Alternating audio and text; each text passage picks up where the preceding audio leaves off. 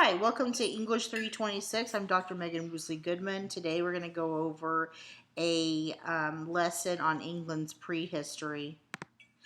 When we talk about England, in the medieval period in prehistory, we refer to the land as Britain. And because we do that because England is just one country in Great Britain, but in the medieval period, Britain is comprised of multiple places. Here's the map, and when we say Britain, we're talking about Northern Ireland, we're talking about Scotland, we're talking about Wales and England. That together comprises of Britain. The people who occupied Britain in the medieval period are known as Britons, and that really starts with the Celtic occupation of Britain. And specifically the Roman occupation of Britain, which Romanized Celts. Those were the first Britons, and they spoke a Celtic language called Brythonic. But then the Anglo-Saxons invade, and those also now become the Britons. So we're going to go over that towards the end of the slideshow, but before, we're going to give you the prehistory of Britain. So the Britons are the people who occupied medieval Britain. However, the Britons weren't the first who occupied Britain altogether. The first human ancestor, that inhabited Britain that we know of was Homo Antecessor, a relative of both Homo erectus and Homo neanderthalensis, who came over to Britain from the Iberian Peninsula, which is modern-day Spain and Portugal. No human remains have been found of Homo Antecessor. However, we have stone tools that was discovered at Happisburgh in Norfolk and Pakefield in Suffolk, which reveal human presence between 950 and 700,000 years ago. Scientists have been able to find a preserved trail of footprints, which were left by a small group of these people as they walked along an estuary in the mud. And so we know that they were there then. We have these artifacts and information, or we have these artifacts and this evidence that they were there. We don't have the bones, right? So the bones of the people who most likely inhabited Britain during this period have been found only in Spain. And we have what they've reconstructed the skull would have looked like. These are the bone fragments that they actually have. Homo Antecessor discoverers suggested Homo Antecessor is a derivation of the African Homo erectus. So Homo erectus is this species that is found in Africa, in Britain, and not Britain, in Europe. Homo erectus was called Homo ergaster,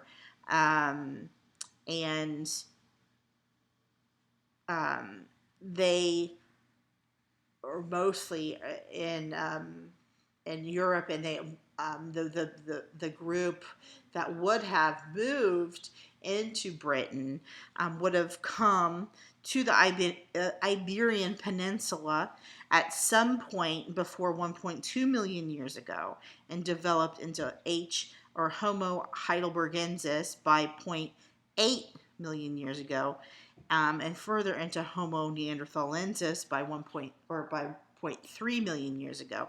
I don't know if you can see my pointer here, but we have Homo ergaster, which is Homo erectus, Homo heidelbergensis, which is a proto-species of Homo neanderthalensis. So Homo Antecessor would have occupied space about right here. This is a reconstruction of Homo Antecessor. It looks like a small person because this is a reconstruction of a child, but they would have been smaller than modern day humans. The earliest documentation we have for Homo antecessors' presence in England, like I mentioned before, is from about 500,000 years ago. However, this was before the Ice Age approached. And so there was hominin occupation of Britain during this period, but once the Ice Age approached, Britain was completely covered with ice. All of the glacial periods, or the glacial period, would have made human survival in Britain impossible. In the absence of humans during the period that the ice sheets were over, Britain would have lasted for many millennia. So we have occupation, then we have a period of, a couple million years where no one's in Britain because there's ice over it. And this glaciation is called the Anglican glaciation, and that happened about 450,000 years ago. There's a huge sheet of ice over Britain, and at the peak of the harshest glaciation, thick ice sheets extended across all of northern Europe. A glacial lake right here built up around to the east. You'll see where the green is. That's the land that was represented during the time. It's completely different than what we have now. You'll see the black lines underneath represent the bottom of England here. London's right about there. But this was all covered in ice. And right here would have been the English Channel. However, that was all. Or the water was so low during the period that this land was exposed, but now the water is much higher, so there's water there now. But once this glacial lake breaks free, it busts through here and starts ripping through the land and forms the English Channel. And this is what you have now, or not now, but during this period. The glacial lake busted through, and it tore up, and it covered the land, making only a small land bridge that connected England to France. And this, of course, is the English Channel, which is completely open now. Ireland, too, was connected to Britain during this time period. So Northern Ireland, you would have been able to walk over from Scotland to Northern Ireland. All right, so as sea levels rose, Ireland was disconnected from England about 10,000 years ago. And it was disconnected from Eurasia about 2 millennia later. Okay, so it's really interesting during this time, during this ice age, only mammals such as mammoths, bison, and woolly rhinoceros remained. About 11,000 years ago, when the ice sheets began to recede, humans started to repopulate the areas, but it was humans from the northern part of the Iberian Peninsula. Okay, so Neanderthals also were coming over during this time. Over the next 350,000 years, Neanderthals retreat from and return to Britain as the seasons cool or become hotter. There's a period of warmth after the glaciers retreat, and it was so hot in England during this time. There were hippos in the Thames and lions roaming England, and of course during this time, those mammals would have come over from Africa. but everything was connected, so they could just walk over. Um, okay, so then there was another period of glaciation covering Britain, and we're not going to dwell on that because during that time period, um, there was nothing in Britain. There's no human occupation in Britain. Neanderthals and modern humans began to migrate again after that last glacial period was over. Modern day humans, known as the Cro-Magnon men, are known to have inhabited the area during the Upper Paleolithic period. And the Upper Paleolithic period starts about 40,000 years ago. This is also known as the Stone Age. However, those people were nomadic and they followed big game as hunter-gatherers. These people fished and hunted with flint and hand-knapped tools. They created art and beautiful jewelry and Venus figurines, which you've probably seen those, you know, heavy, naked women with large breasts and stomachs. Those figurines are found all over the place during this time. But they also used these prehistoric tools, hand-knapped tools, to hunt. And you have some examples of this lithic technology. They also they created art, they had culture. It would be incorrect for us to suggest that they had limited intelligence or they were even different from us. They just had a different lifestyle than us. And you see here that these are some pretty impressive illustrations of animals during the period. Here, this is from Chauveau in France. And you have cave portraits of horses, you have early rhinoceros, and you have some aurochs, which were large mammals, prehistoric mammals. So they're creating art. The oldest complete human remains that we find in Britain are from Cheddar Man. And Cheddar Man lived about 10,000 years ago, and this is what he probably looked like, according to genetic information that have been culled from his skeletal remains.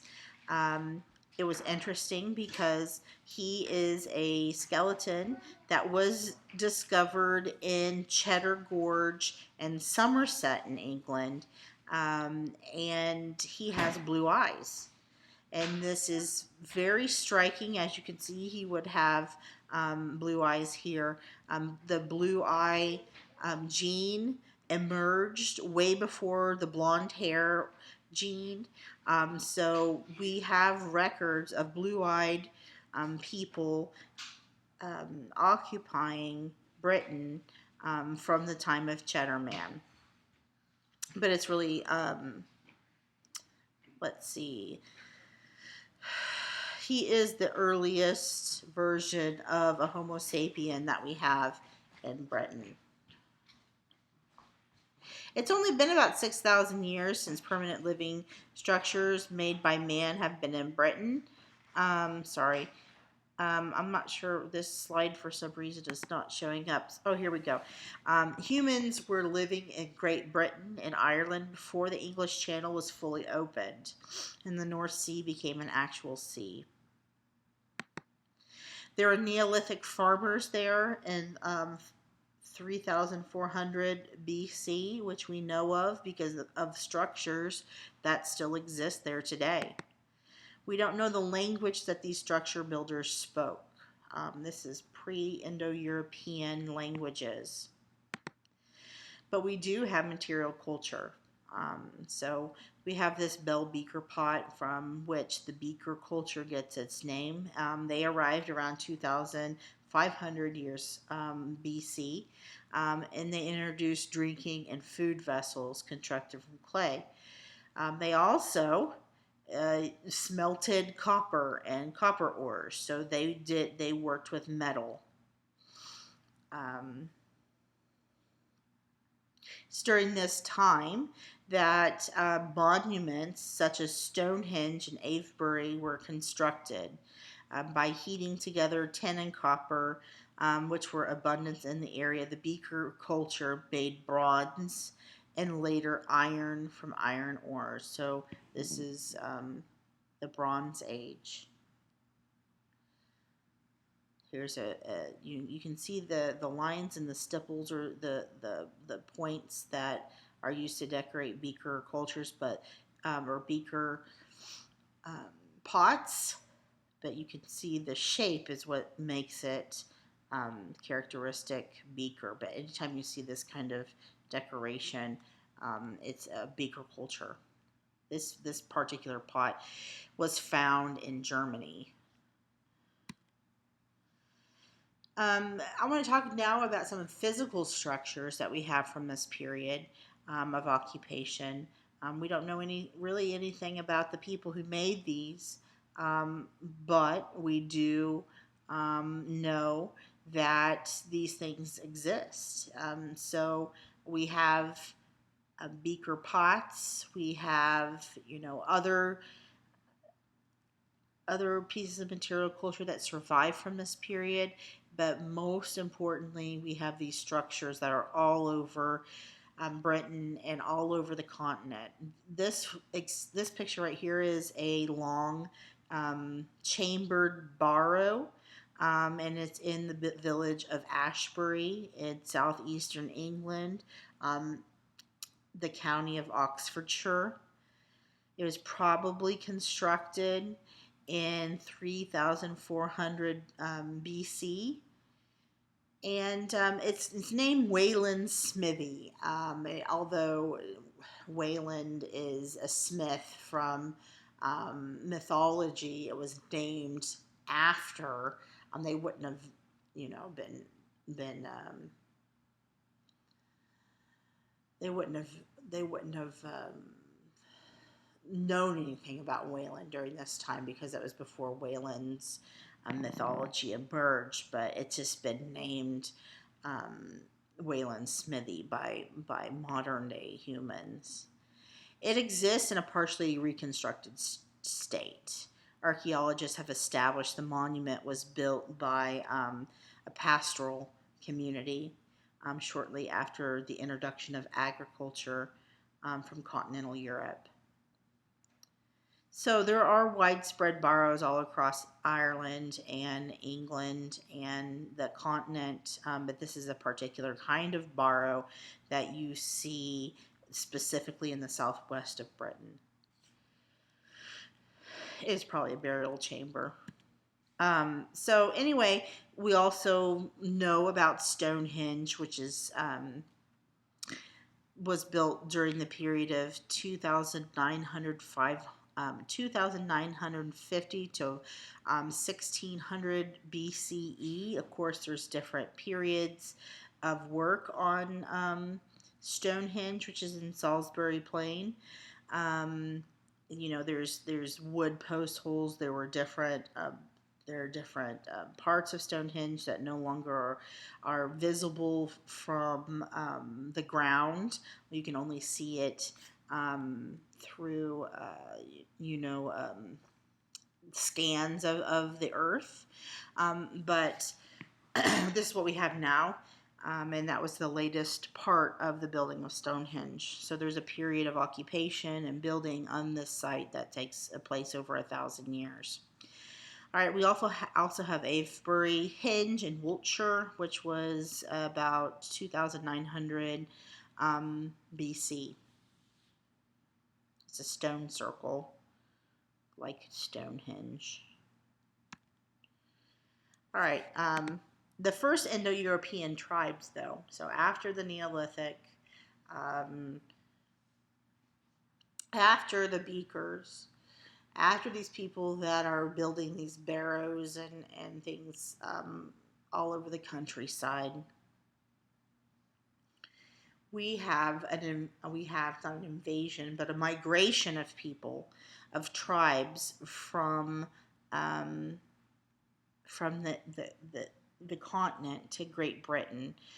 Those people that started to leave their linguistic mark on Britain date back as far as 600 BC. They were known as the Celts. They were invading and displacing others they invaded and displaced others in the island. So the people that occupied it before were displaced by the Celts. They were probably pushed elsewhere, or possibly even acclimated to the Celtic culture. We don't know. But these were the first Indo-European tribes. Who were the Celts? They are bronze and iron workers, and they brought those techniques and skills with them, creating superior weapons and armor as opposed to the native Stone Age weapons that the people already had. So these could be the Beakers too, but we're talking about the Celts. The Beakers they had that technology, but the Celts were a different group of people that started coming over. There are different cultures within the Celtic peoples. The first is the Hallstatt culture. The second is Tène Culture, and those are all over the continent in Switzerland and Austria. There are different parts of those cultures: Hallstatt A, B, C, and D, Tène A, B, and C, and D. There are different waves and series of these cultures.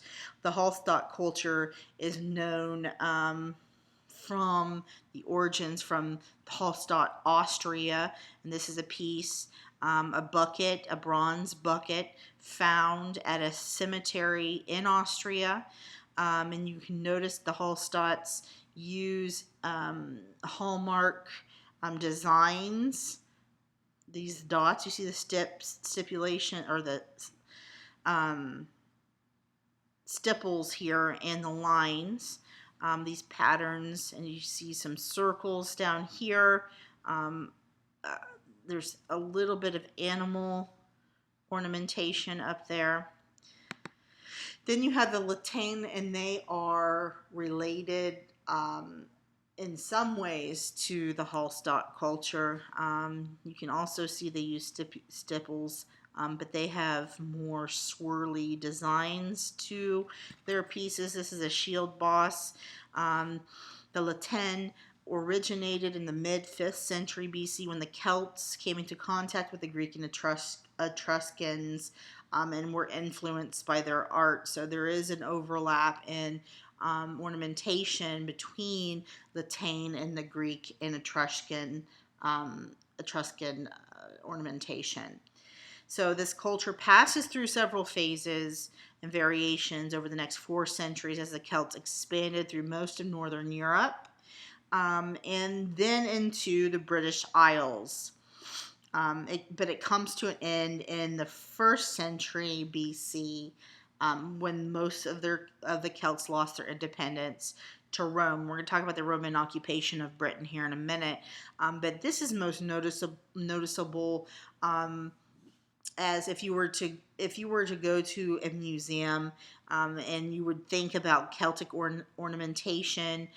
This is what you think about. Latine just happens to be that culture which permeates our understanding of, or our popular understanding of, Celtic ornamentation. So you think of the shield bosses or the torques or any of the necklaces that you see that are influenced from Celtic design. This is what you typically think of. Here is a very famous artifact called the Battersea Shield, which is held in the British Museum.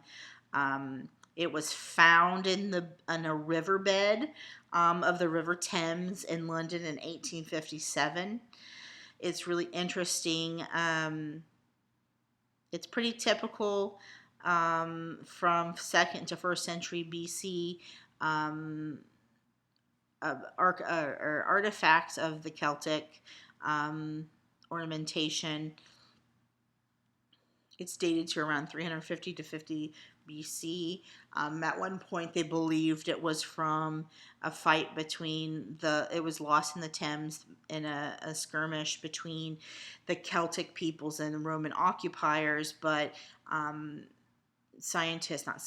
archaeologists have rather decided that it was most likely a votive offering to the River Thames. Somebody threw it in there as an offering. But anyways, it's one of the most significant pieces of ancient Celtic art found in Britain. It was found in Britain, like I said.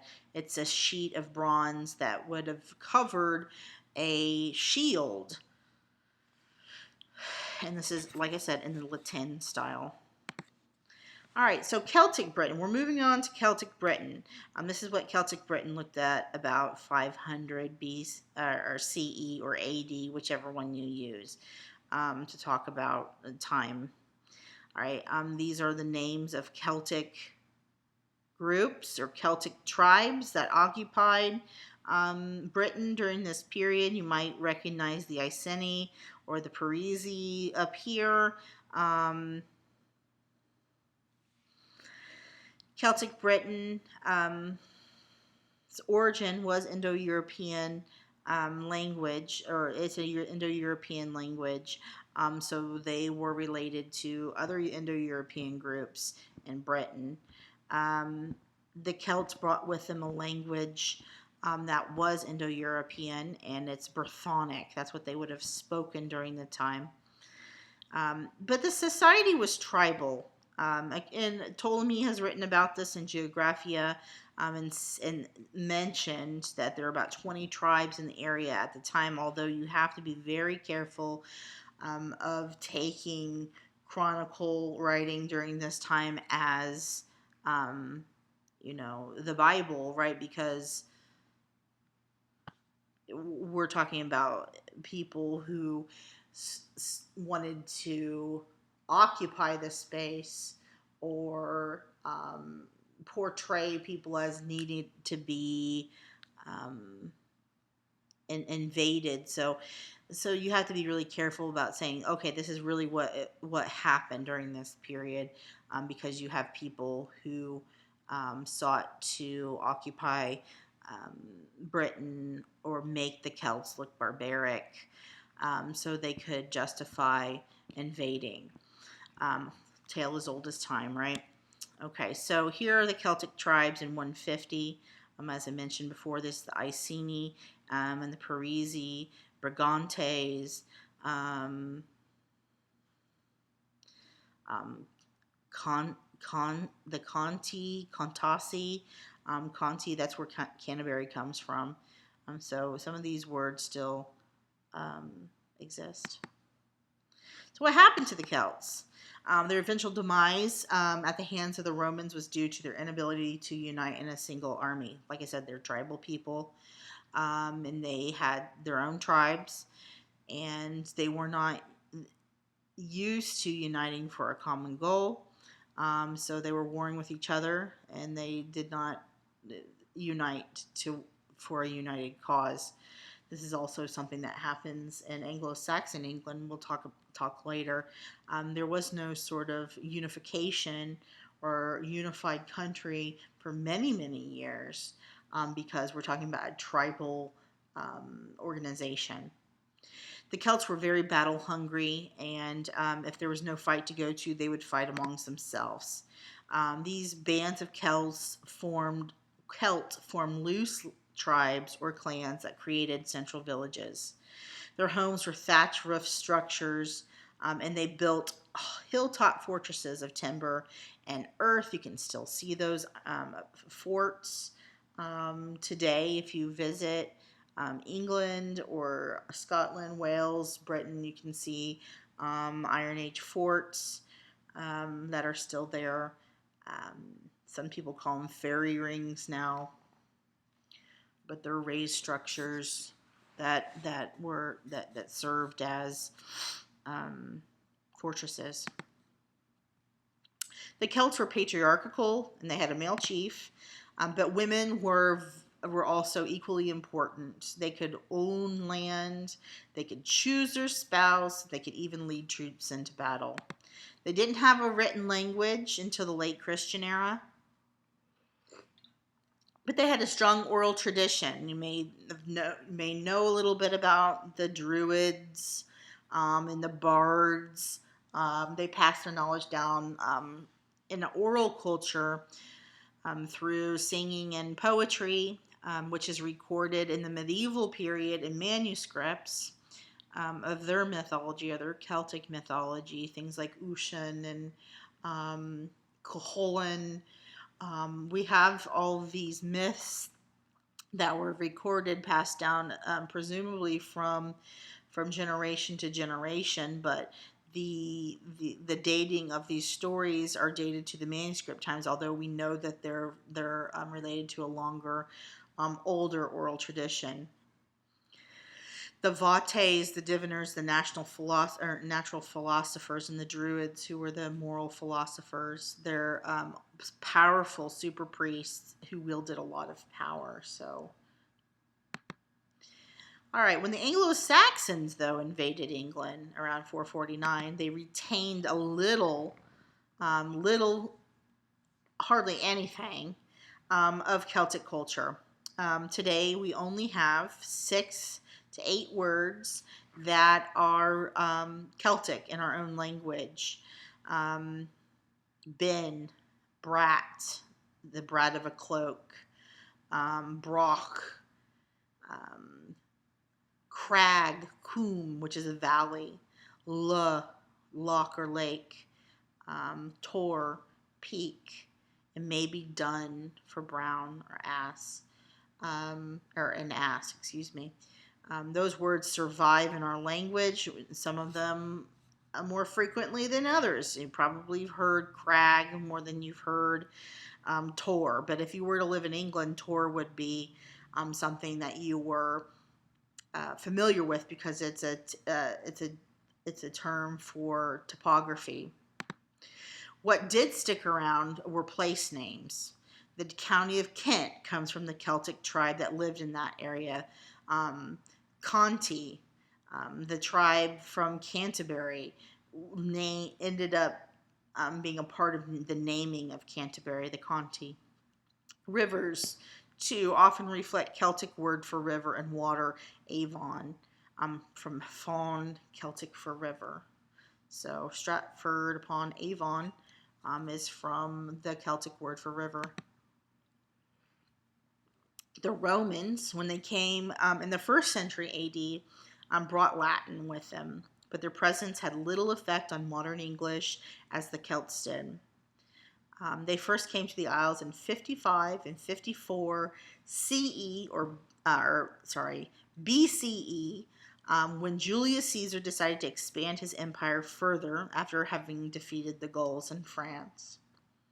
So that's the first occupation, but it was a failure. They quickly brought infantry at first, but were subdued and obliterated by the cavalry forces of the Celts. The Celts were experts at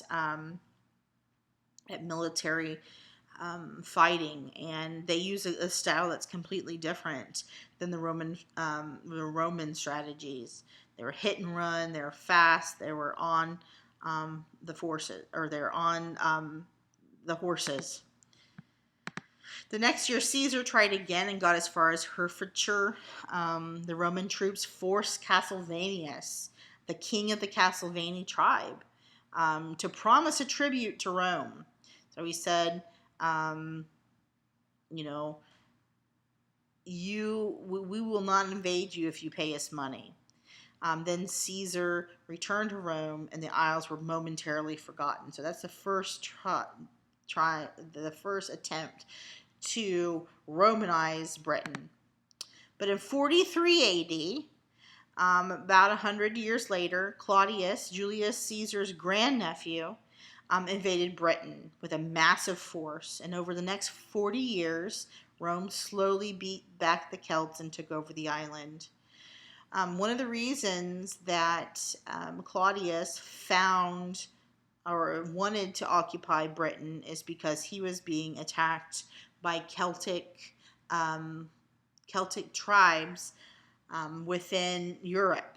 And one of the ideas was to occupy England or Britain to keep those Celtic groups from coming over and attacking him from Britain to the continent. So if he sent them to be quelled over there, they would be less likely to attack them on the continent, and thus weakening their hold on the continent.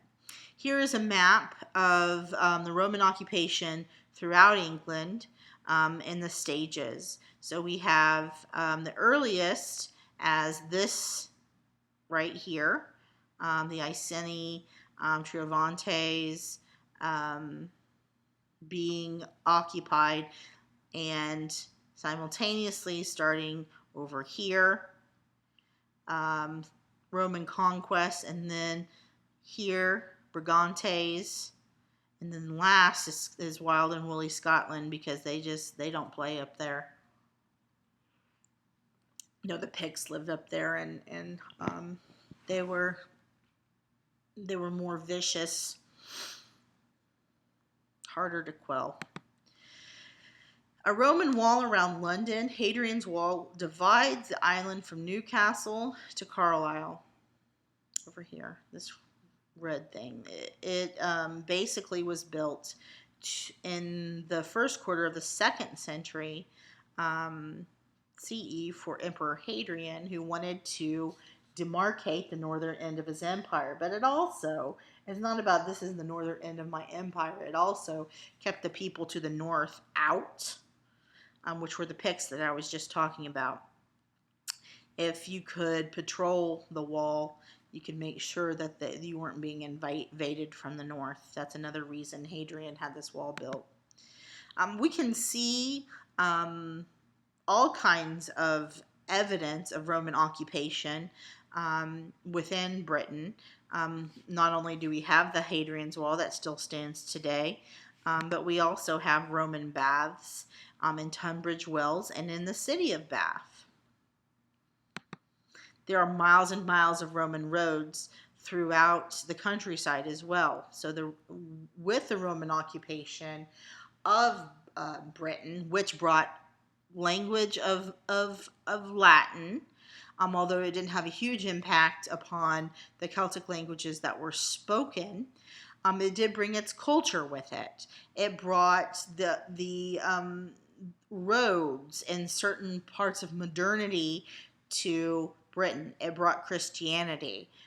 So a lot of Celts during this time were introduced to not only religion, Christianity, but also, governance. And one of the most important parts of the Romans bringing Christianity to Britain is the monasteries that were established during this time, and that the kind of scribal culture that was imported. So we have monasteries, we have people studying and copying and writing, and a thriving literary culture that began with the Roman occupation. And for all the purposes we're talking today, the Celts that were under Roman rule were Romanized. They weren't wild Celts. Those that wanted to continue to live that tribal lifestyle were pushed to Wales and north of Hadrian's Wall in Scotland, or went to Ireland, which remained free from Roman rule and was able to rule themselves for hundreds and hundreds of years. This is a map of Roman Britain, and you can see, and this is, you can see the legendary forts and major towns during the period. Lincoln is a fort. Those in York is a Roman fort. You can still see these today. You can visit these Roman forts today. Between 43 and 410 AD, Roman rule of Britain was relatively peaceful. So they lived in a nice society. People were marrying each other. People were learning. There would have been a lot of visitors from not only Africa but also the continent. It would have been a cosmopolitan place to live, particularly in the larger cities. It would have been a multicultural living space. But there's one blip. In 62 to 63 AD, the king of the Iceni in East Anglia, Prasutagus, I can't say that, died and willed half of his property and wealth to his family and half to Rome. So there's always a problem when somebody dies and splits up his wealth and land. But his widow, Boudica, was supposed to rule after him. The Romans disagreed with that decision. Of course, the Romans were a patriarchal society. The Celts were not. We talked about that a couple slides ago. Women could inherit property. Women could rule. And they were plundering his Prasutagus' holdings. They beat Boudica, and they raped her daughters, and that was the wrong thing to do. Obviously, her tribe, the Iceni, as well as other Celtic tribes, banded together. Like I said before, the Celts did not normally band together, and that's how they lost against the Romans. But here they unite for a cause. They rose up against the Romans. And in 2 years, they almost expelled them all from Britain. They drove them out of Colchester, defeated an entire legion from Lincoln that was coming in to relieve their comrades, and drove both legions out of London and St. Albans. Over 80,000 Roman troops were killed. However, Polonius and his army ultimately prevailed. Boudica killed herself with poison rather than to be taken prisoner. But let me remind you that the leader of this uprising was a woman, a fierce woman, and a statue of her now stands guard over the city that she razed to the ground. And her statue now is in King's Cross. So if you get off the tube stop at King's Cross, you can walk right out. There is a bridge there that goes over the Thames. And on the left-hand side, you will see this big statue of Boudica on a horse, raising a spear, having her arms outstretched as she leads forth her troops. The original name of the bridge that the statue can be found on is the Broad Ford Bridge. The name Battle Bridge, however, led to a tradition that was that claimed that place where the statue was a site of a major battle between the Romans and the Iceni tribe led by Boudica. However, there's really no evidence for that. It's just mythology.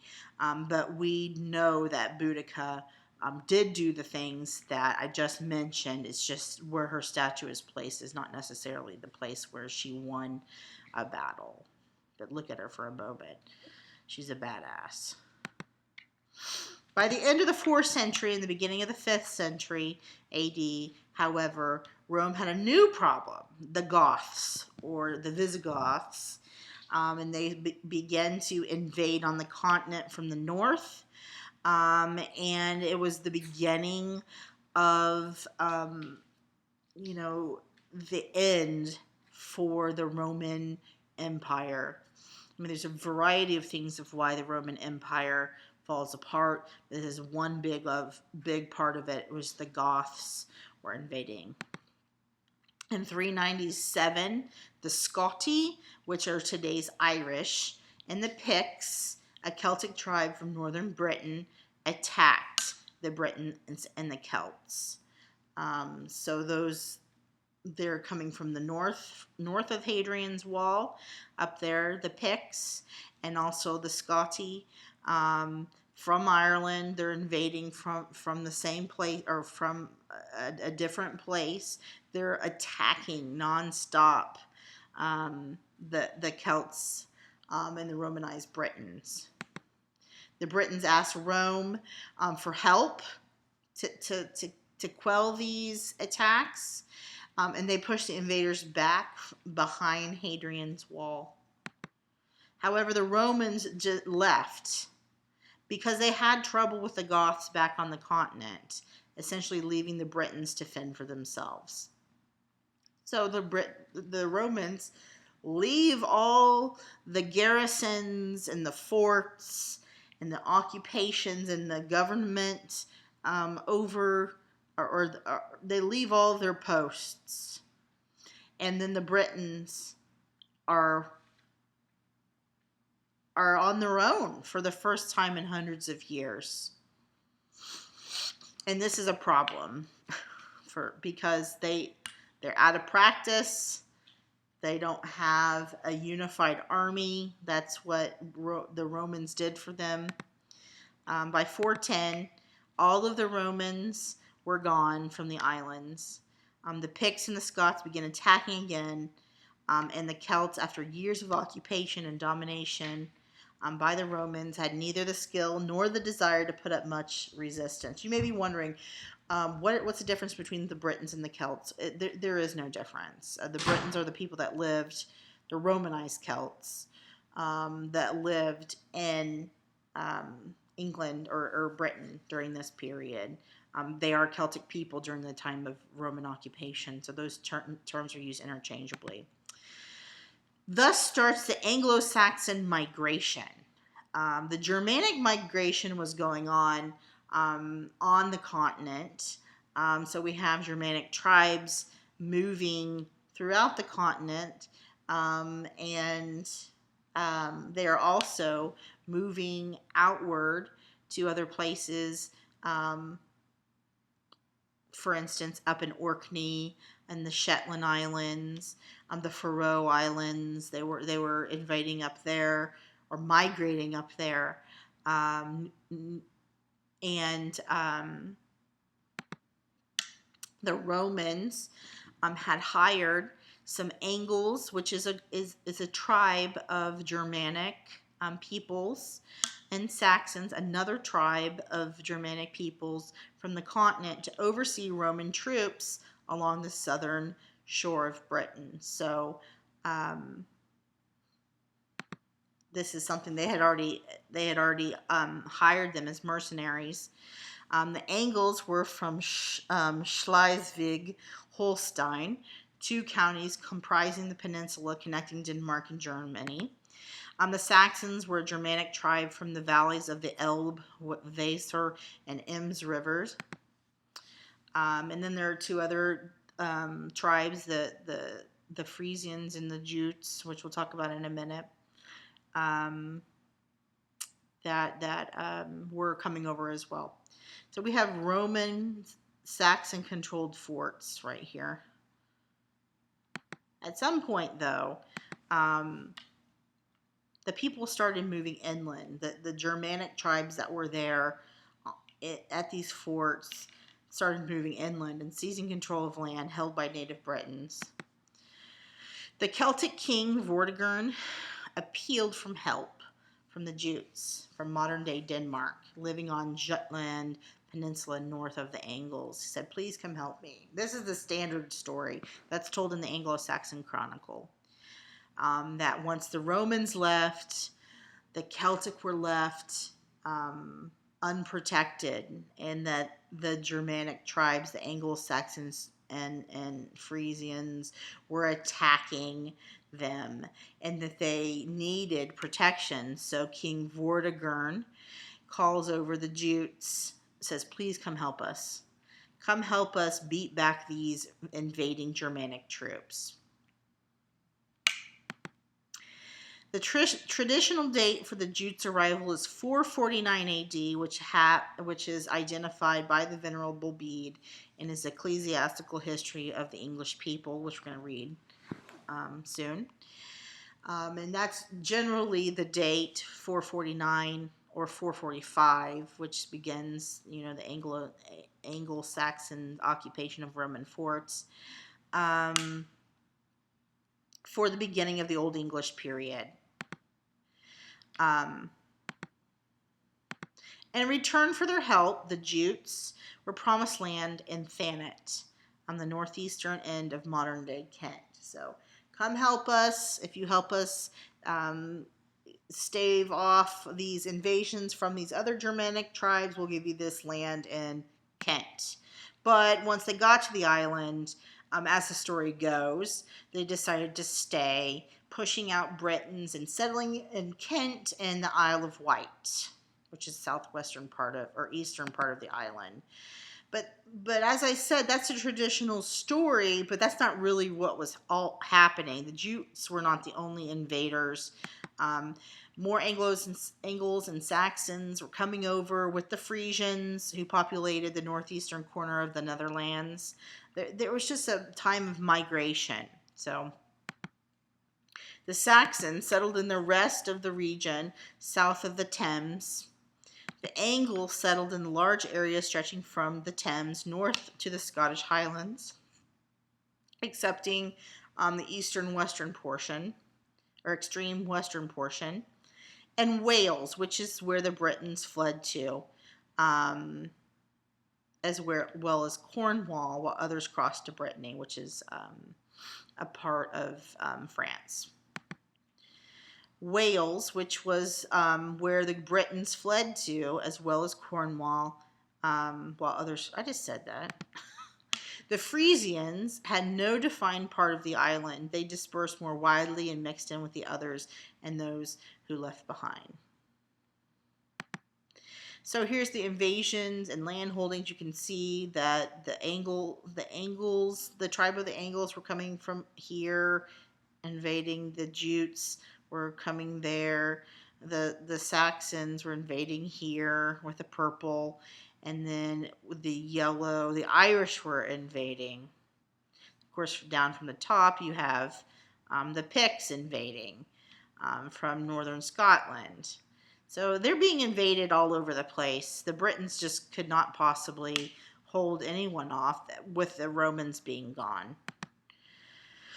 And then this is what happens. We go from prehistoric Britain, or Roman-occupied Britain, to the Old English period, or the Anglo-Saxon period. The medievalists don't like to use the term Anglo-Saxon anymore because of the stereotypical nasty connotations that Anglo-Saxon has. But to be historically specific, those are just two of the tribes that came over, or Germanic tribes that came over. You can see on the map the light pink is the holding of the Angles up here. And that is where the term England comes from, the land of the Angles, the land of the Angles, Angleland. So that's where that comes from. That's where the modern word Anglia comes from. So the portion of England that is considered Anglia is the historical land connected to the Angle occupation of England. Then we have the darker portion of pink, which are the Saxons. And we don't have, too much of derivation from that term, like, Angolan. The Angles got to name the land. But we do have the west portion of the island. West Saxon is where we get the word Wessex, which is West Saxon, and Essex, East Saxon. And then Suffolk, South Saxon, excuse me.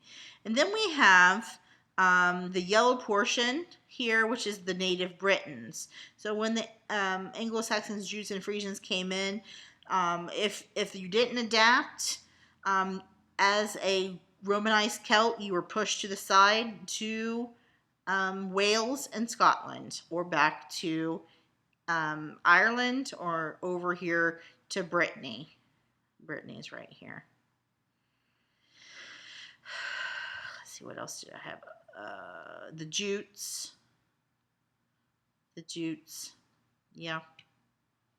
They really don't. They're just kind of all over the place.